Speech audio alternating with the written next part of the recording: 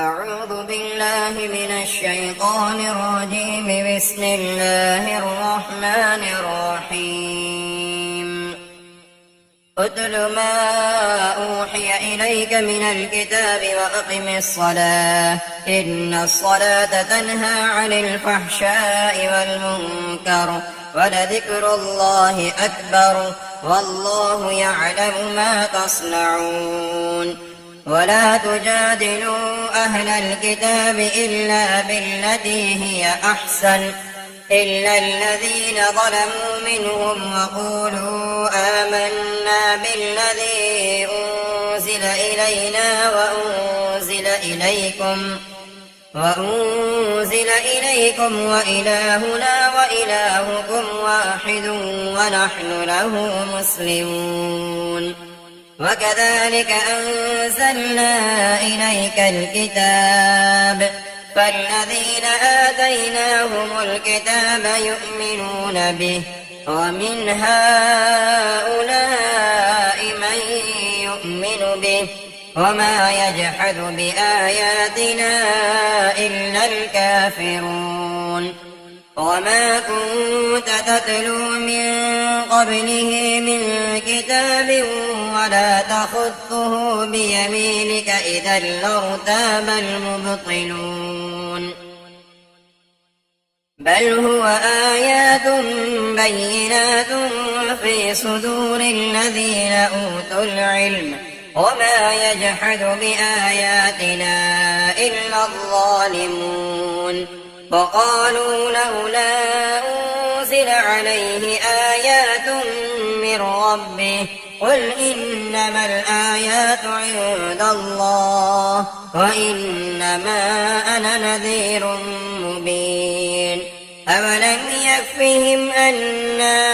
أنزلنا عليك الكتاب يتلى عليهم إن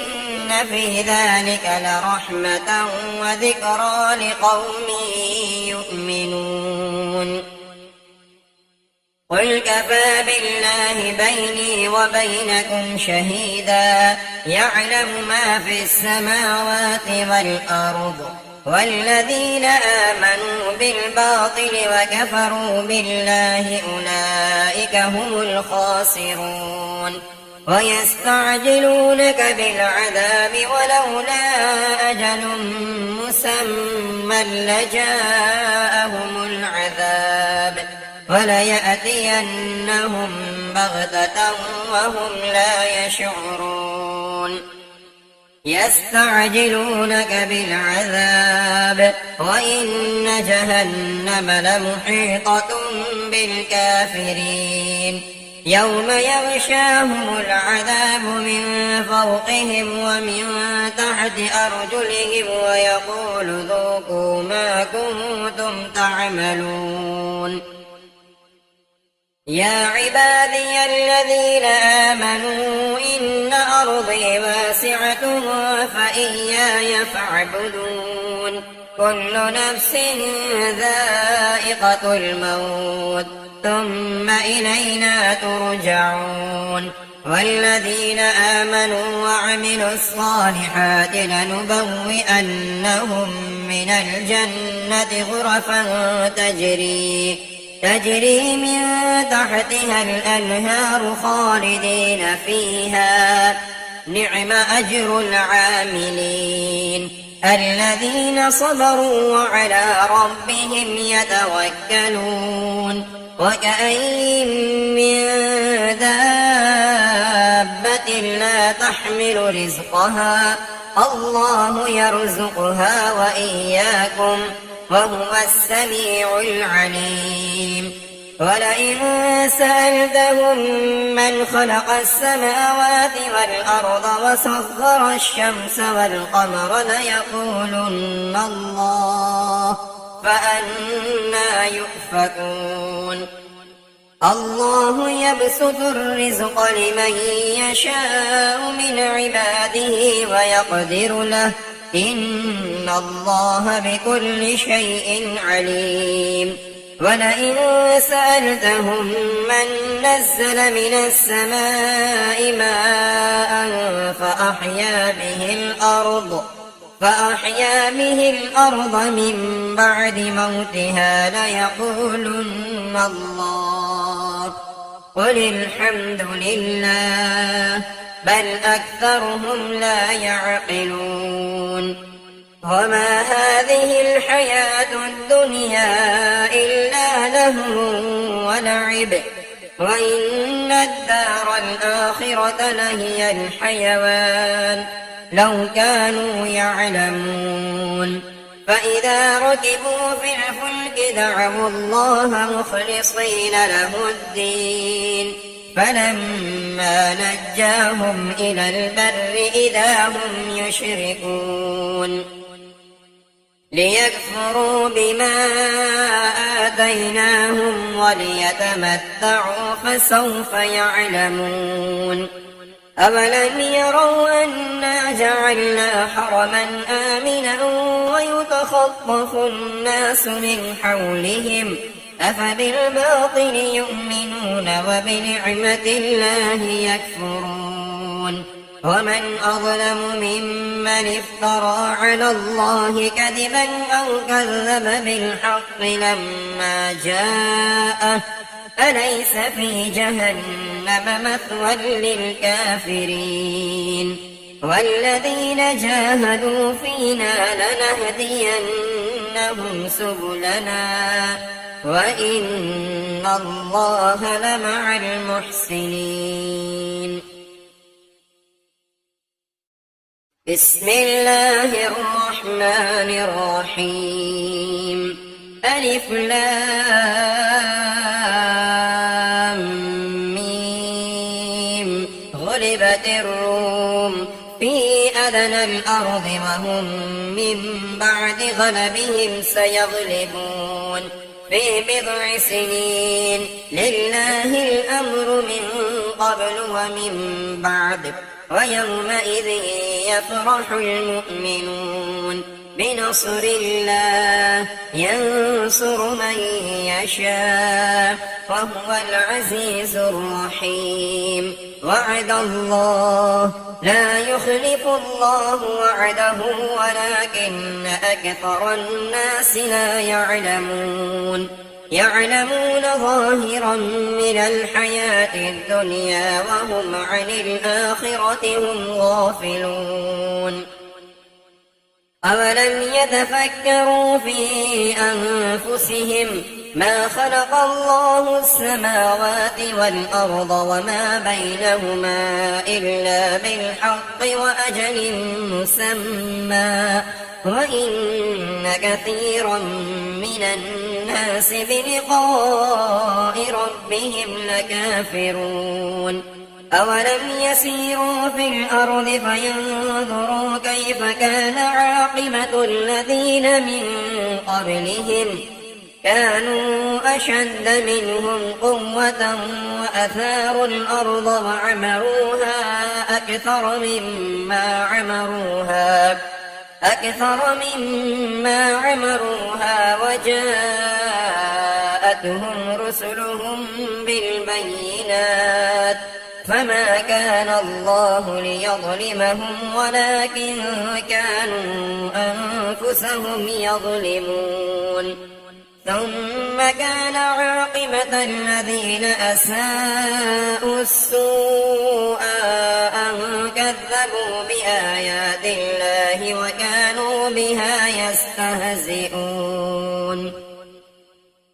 الله يبدأ الخلق ثم يعيده ثم إليه ترجعون ويوم تقوم الساعة يبلس المجرمون ولم يكن لهم من شركائهم شفعاء وكانوا بشركائهم كافرين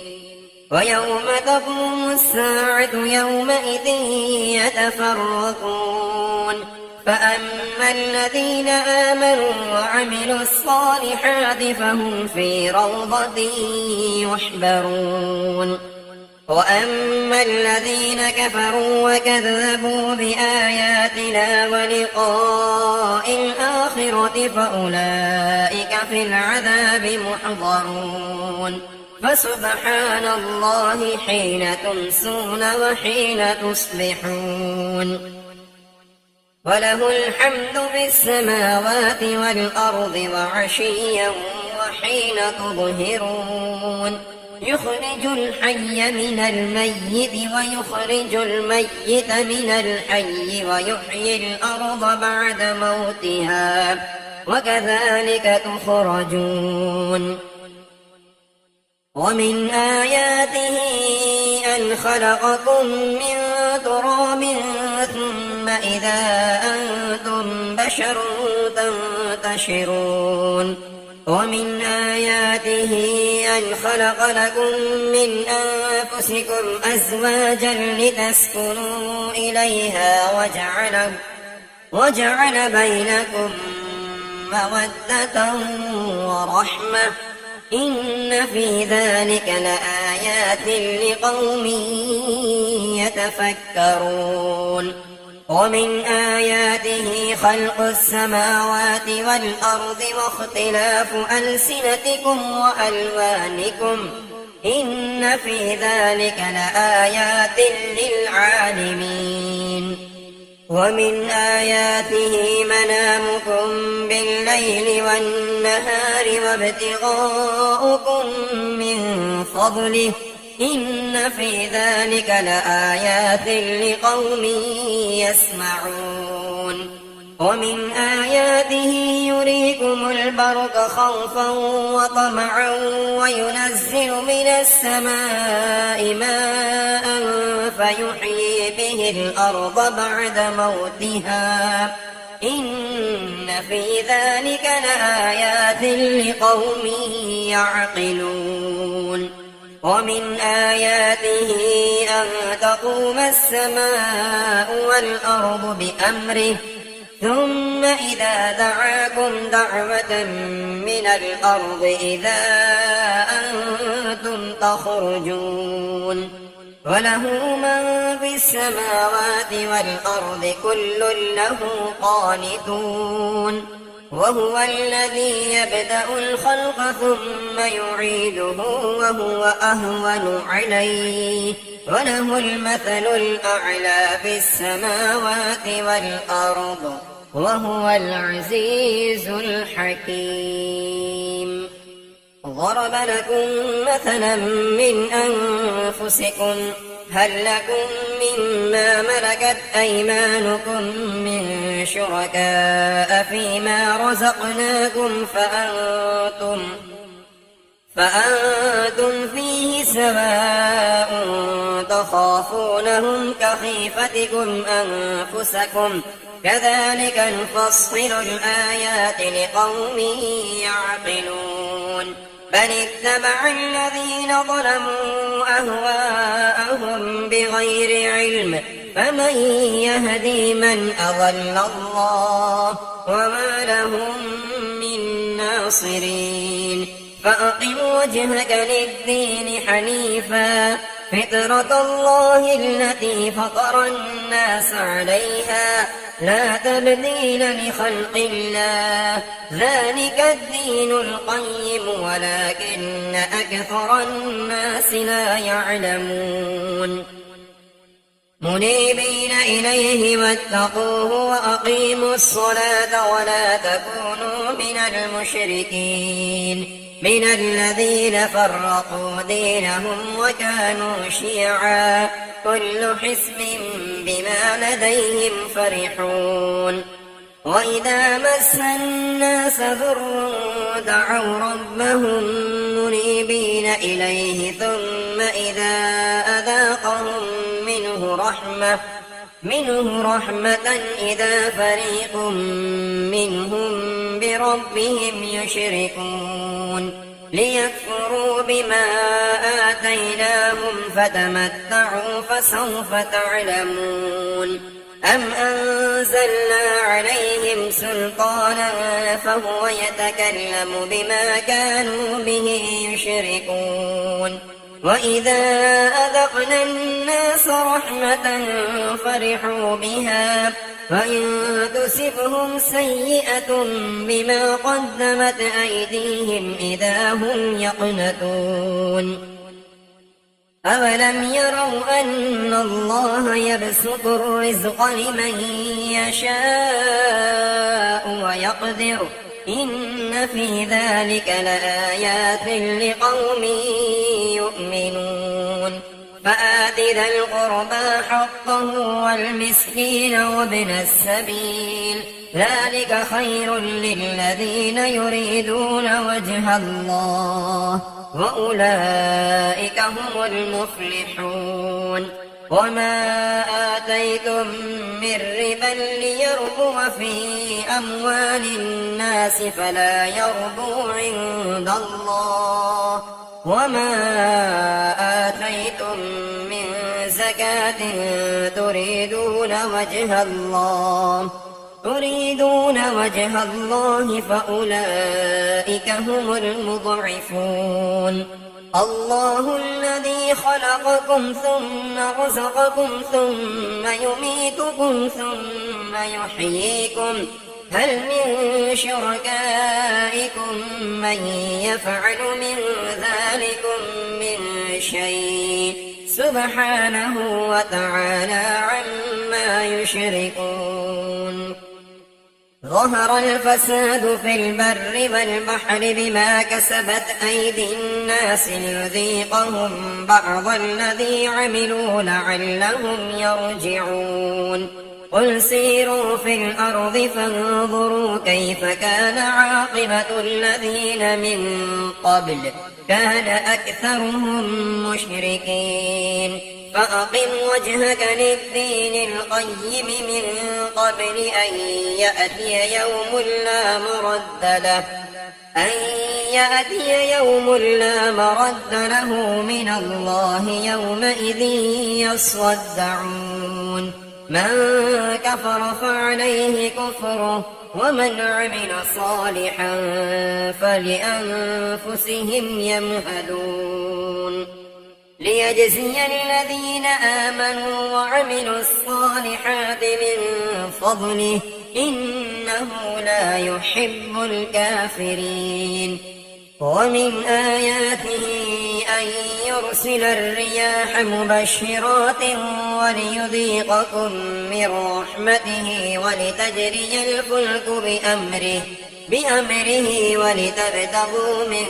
فضله ولعلكم تشكرون ولقد أرسلنا من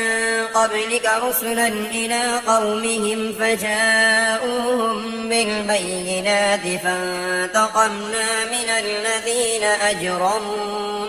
وكان حقا علينا نصر المؤمنين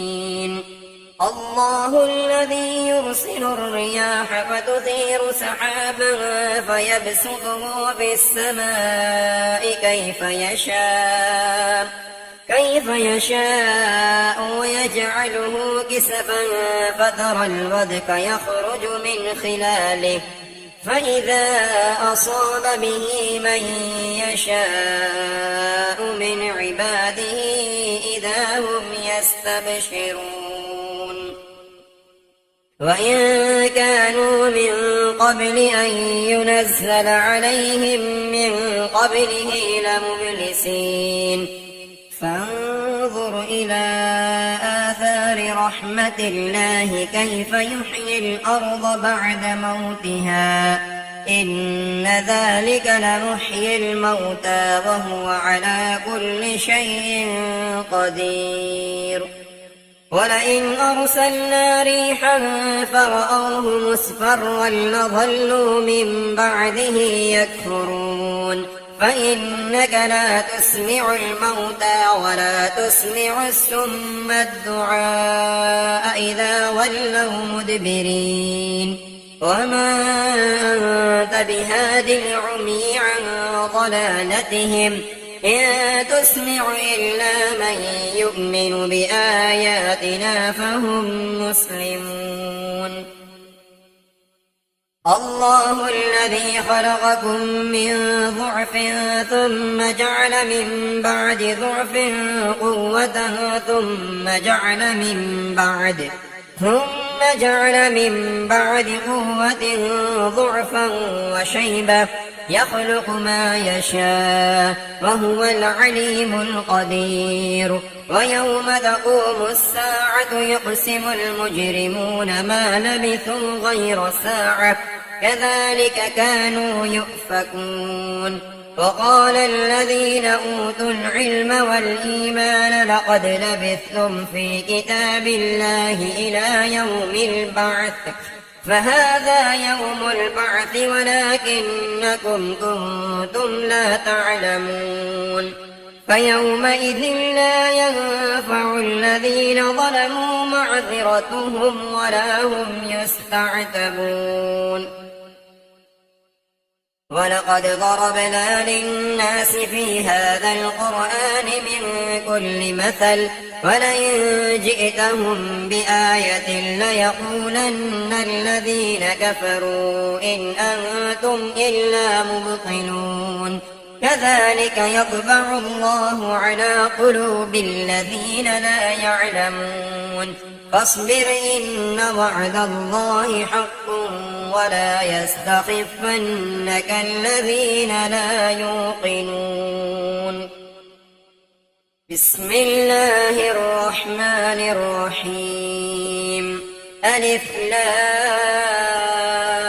ميم تلك آيات الكتاب الحكيم هدى ورحمة للمحسنين الذين يقيمون الصلاة ويؤتون الزكاة وهم بالآخرة هم يوقنون أولئك على هدى من ربهم وأولئك هم المفلحون ومن الناس من يشتري لهو الحديث ليضل عن سبيل الله بغير علم ويتخذها هزوا أولئك لهم عذاب مهين وإذا تتلى عليه آياتنا ولى مستكبرا كأن لم يسمعها كأن في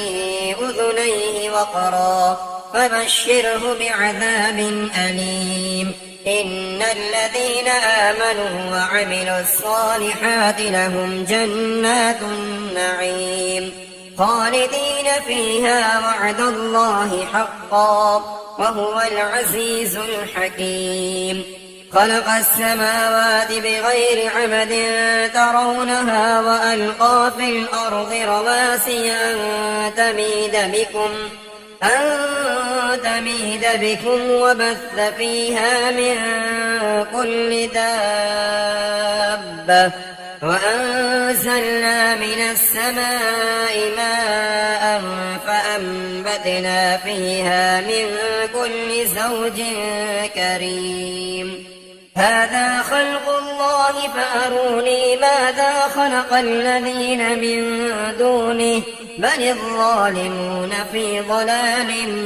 مبين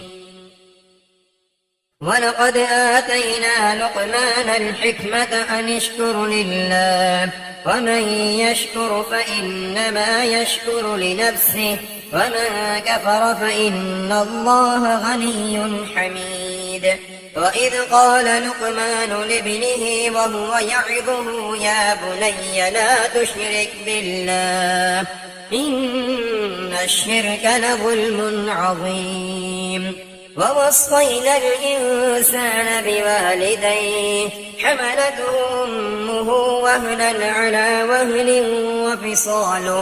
وفصاله في عامين أن اشكر لي ولوالديك إلي المصير وإن جاهداك على أن تشرك بي ما ليس لك به علم فلا تطعهما وصاحبهما في الدنيا معروفا واتبع سبيل من أناب إلي ثم إلي مرجعكم فأنبئكم بما كنتم تعملون يا بني إنها إن تك مثقال حبة من خردل فتكن في صخرة أو في السماوات أو في الأرض يأت بها الله إن الله لطيف خبير.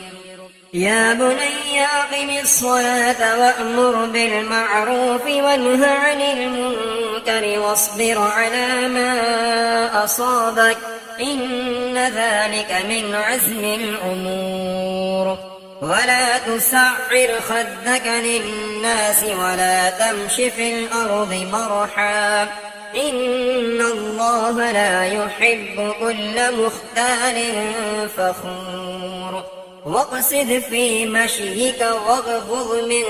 صوتك إن أنكر الأصوات لصوت الحمير.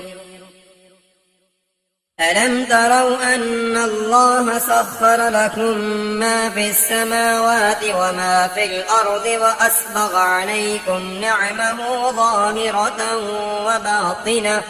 ومن الناس من يجادل في الله بغير علم ولا هدى ولا كتاب منير. وإذا قيل لهم اتبعوا ما أنزل الله قالوا بل نتبع ما وجدنا عليه آباءنا أولو كان الشيطان يدعوهم إلى عذاب السعير. ومن يسلم وجهه إلى الله وهو محسن فقد استمسك بالعروة الوثقى وإلى الله عاقبة الأمور. ومن كفر فلا يحزنك كفره إلينا مرجعهم فننبئهم بما عملوا إن الله عليم بذات الصدور. نمتعهم قليلا ثم نضطرهم إلى عذاب غليظ. ولئن سألتهم من خلق السماوات والأرض ليقولن الله قل الحمد لله بل أكثرهم لا يعلمون. لله ما في السماوات والأرض إن الله هو الغني الحميد. ولو أن ما في الأرض من شجرة أقلام والبحر يمده من بعده 7 أبحر ما نفدت كلمات الله إن الله عزيز حكيم. ما خلقكم ولا بعثكم إلا كنفس واحدة إن الله سميع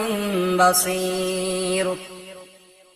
ألم تر أن الله يولج الليل في النهار ويولج النهار في الليل وسخر الشمس والقمر كل يجري إلى أجل مسمى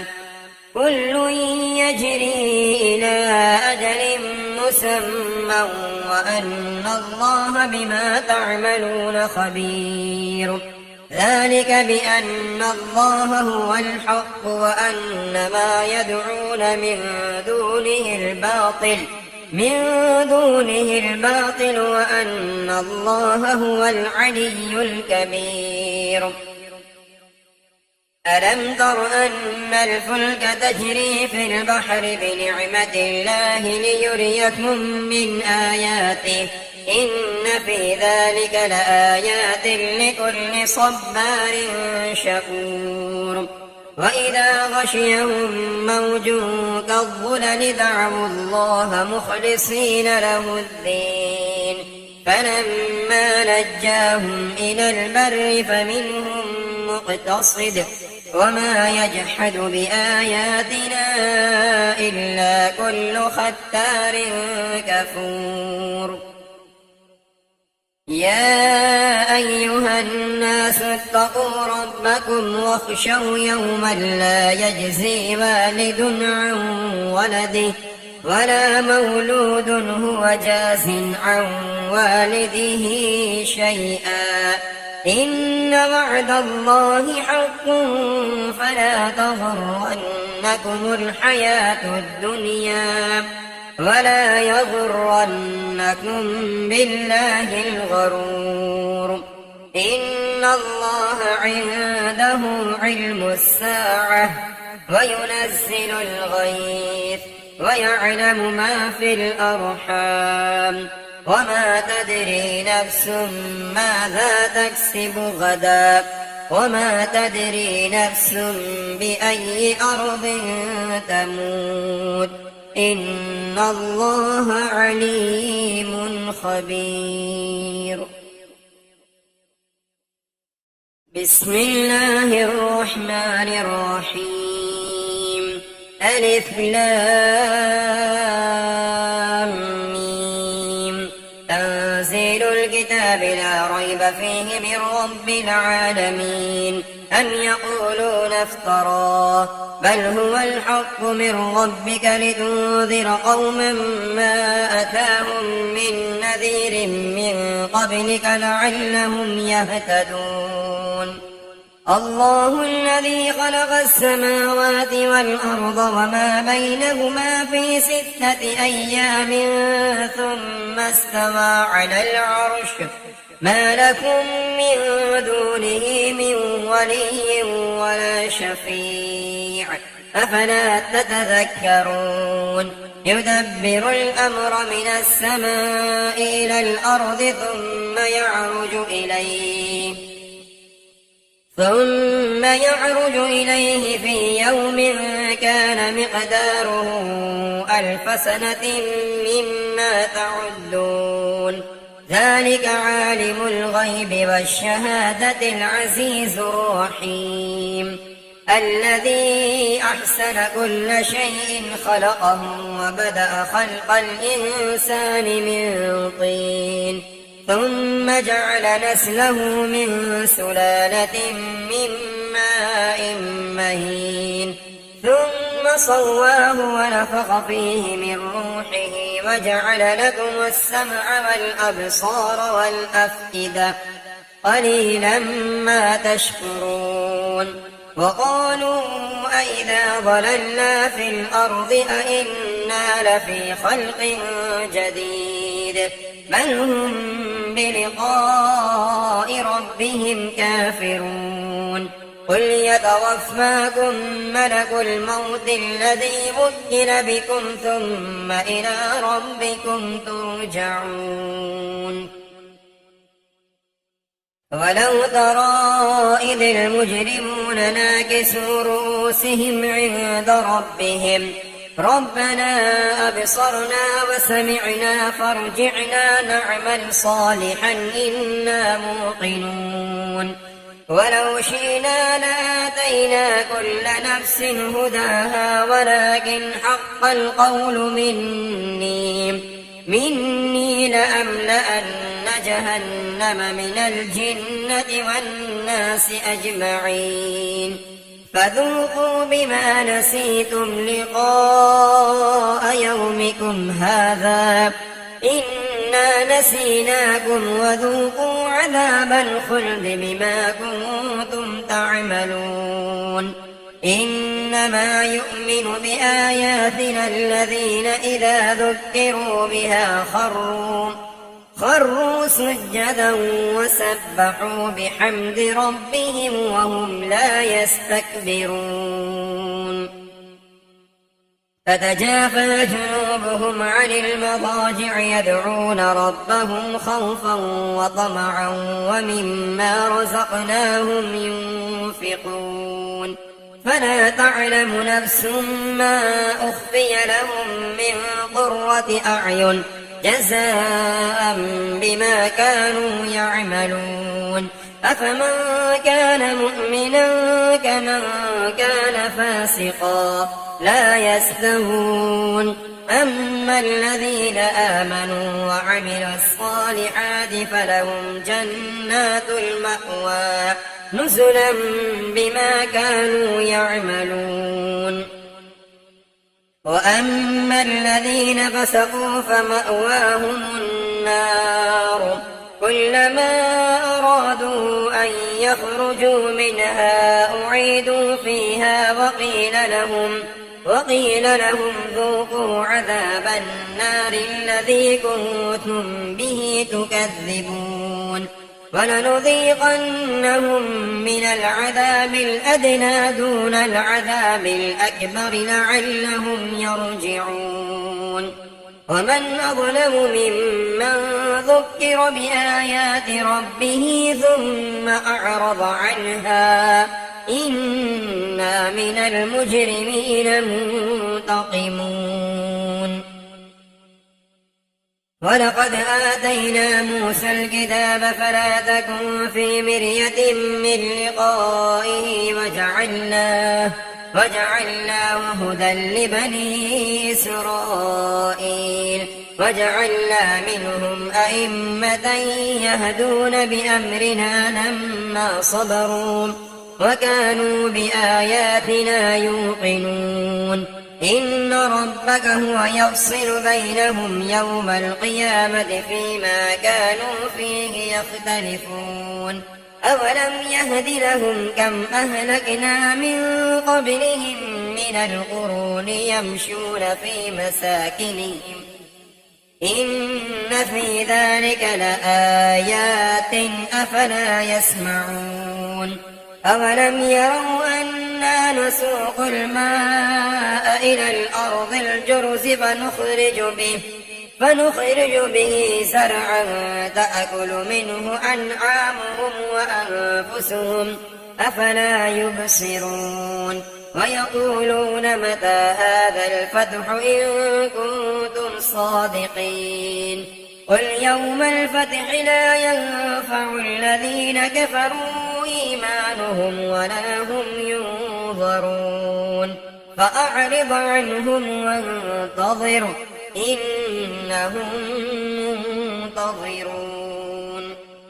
بسم الله الرحمن الرحيم يا أيها النبي اتق الله ولا تطع الكافرين والمنافقين إن الله كان عليما حكيما واتبع ما يوحى إليك من ربك إن الله كان بما تعملون خبيرا وتوكل على الله وكفى بالله وكيلا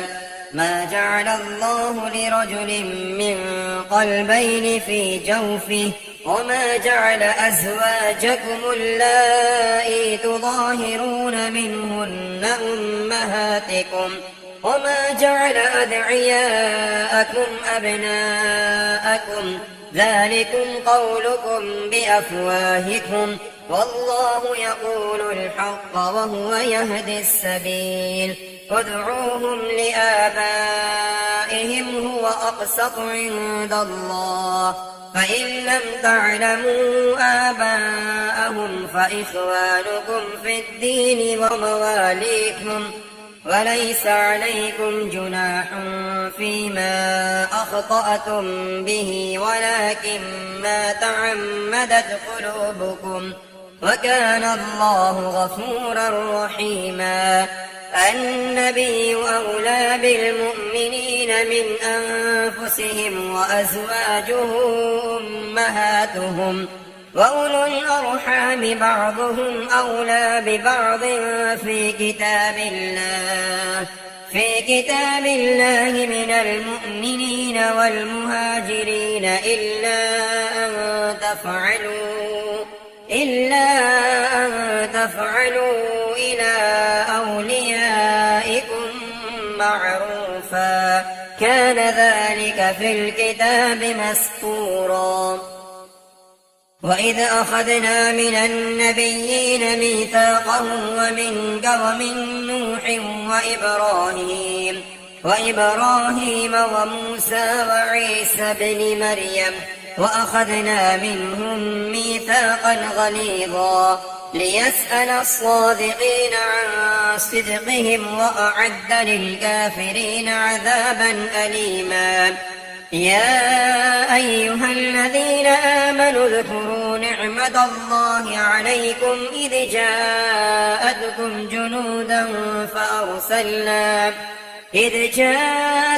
جنود فأرسلنا عليهم ريحا وجنودا لم تروها وكان الله بما تعملون بصيرا. إذ جاءوكم من فوقكم ومن أسفل منكم وإذ زاغت الأبصار وبلغت القلوب الحناجر وتظنون بالله الظنونا. هنالك ابتلي المؤمنون وزلزلوا زلزالا شديدا. وإذ يقول المنافقون والذين في قلوبهم مرض ما وعدنا الله ورسوله إلا غرورا. وإذ قالت طائفة منهم يا أهل يثرب لا مقام لكم فارجعوا ويستأذن فريق منهم النبي يقولون إن بيوتنا عورة وما هي بعورة إن يريدون إلا فرارا. ولو دخلت عليهم من أقطارها ثم سئلوا الفتنة لآتوها وما تلبثوا بها إلا يسيرا. ولقد كانوا عاهدوا الله من قبل لا يولون الأدبار وكان عهد الله مسؤولا. قل لن ينفعكم الفرار إن فررتم من الموت أو القتل وإذا لا تمتعون إلا قليلا. قل من ذا الذي يعصمكم من الله إن أراد بكم سوءا أو أراد بكم رحمة ولا يجدون لهم من دون الله وليا ولا نصيرا. قد يعلم الله المعوقين منكم والقائلين لإخوانهم هلم إلينا ولا يأتون البأس إلا قليلا أشحة عليكم فإذا جاء الخوف رأيتهم ينظرون إليك تدور أعينهم كالذي يغشى عليه من الموت فإذا ذهب الخوف سلقوكم بألسنة حداد أشحة على الخير أولئك لم يؤمنوا فأحبط الله أعمالهم وكان ذلك على الله يسيرا. يحسبون الأحزاب لم يذهبوا وإن يأتي الأحزاب يودوا لو أنهم بادون في الأعراب يسألون عن أنبائكم ولو كانوا فيكم ما قاتلوا إلا قليلا. لقد كان لكم في رسول الله أسوة حسنة لمن كان يرجو الله واليوم الآخر وذكر الله كثيرا. ولما رأى المؤمنون الأحزاب قالوا هذا ما وعدنا الله ورسوله وصدق الله ورسوله وما زادهم إلا إيمانا وتسليما. من المؤمنين رجال صدقوا ما عاهدوا الله عليه فمنهم من قضى نحبه ومنهم من ينتظر وما بدلوا تبديلا. ليجزي الله الصادقين بصدقهم ويعذب المنافقين إن شاء أو يتوب عليهم إن الله كان غفورا رحيما. ورد الله الذين كفروا بغيظهم لم ينالوا خيرا وكفى الله المؤمنين القتال وكان الله قويا عزيزا. وأنزل الذين ظاهروهم من أهل الكتاب من